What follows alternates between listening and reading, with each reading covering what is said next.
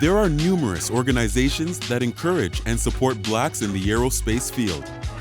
Organization of Black Professionals in Aerospace, OBAP, and National Society of Black Engineers. But what is the oldest organization for black pilots?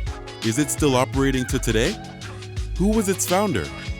The Negro Airmen International is that organization, and it was founded by aviator Edward A. Gibbs.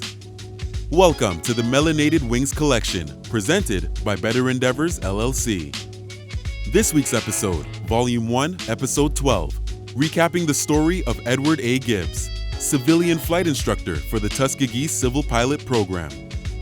He is most notable as the co-founder and first president of the Negro Airmen International, the oldest black aviation organization operating in America today. Edward A. Gibbs was born in New York City on December 12, 1919. He attended New York City public schools.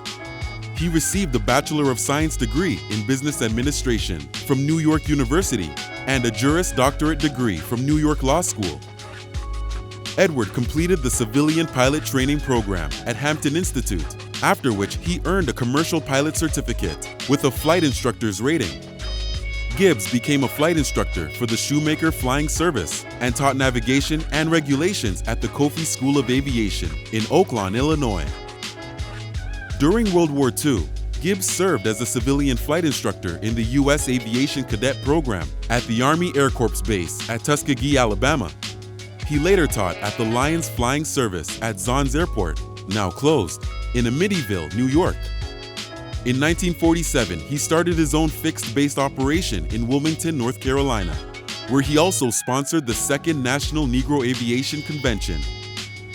Edward entered the field of public housing while in North Carolina, as his aviation business suffered due to both overt and covert discrimination and financial sabotage. His career in public housing culminated with his appointment as Assistant Commissioner of Federal Code Enforcement for the New York City Housing and Development Administration. However, flying was Gibbs' first and true love and profession.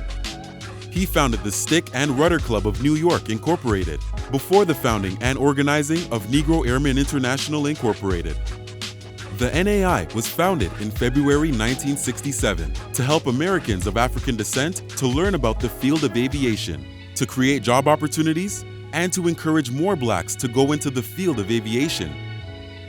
The N.A.I. is the oldest African American civilian aviation organization in the country still operating. Edward and several of the trainers of the famed Tuskegee Airmen were responsible for creating and organizing the N.A.I. and incorporating the organization in New York State. Many of the present African American aviation organizations have their roots in N.A.I. Organizations such as the Tuskegee Airmen Incorporated in 1973, the Organization of Black Airline Pilots in 1976, and Black Pilots of America in 1977.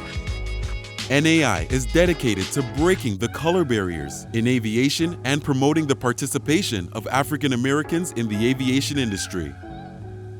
Before his untimely death in 1969, Gibbs had established an air taxi and maintenance service, West Indies Airline and Air Service at the Harry S. Truman Airport on the island of St. Thomas in the Caribbean. This project was the culmination of many years of planning and the realization of a lifelong dream. He is survived by his wife of 29 years, Dicey V. Gibbs. His groundwork and planning have provided the foundation upon which N.A.I. has grown from a small group of Tuskegee pilots and instructors to a national organization of 31 chapters and hundreds of members. In 2004, the Marion Park Deaver and the Harry Gilbert Deaver Foundation awarded N.A.I. a grant for $1,200,000 to provide flight training to inner-city young adults who lack funds to attend private flight schools. This is a first-ever-of-its-kind project which presently operates in South Florida. The Negro Airmen International, also known as Black Wings in Aviation, can now be contacted by their Facebook page. The link to the social media page can be found in the description. As always, leave a comment below. If you enjoyed this video, be sure to leave a like. Our next aviator broke multiple color barriers in his career while working to become a pilot. Oscar Holmes, the first black air traffic controller, Black commissioned Navy officer, and Black Navy pilot is the aviator of next week's episode. Subscribe to our channel and click the bell to receive notifications of next episode's premiere, along with others to come during our first volume.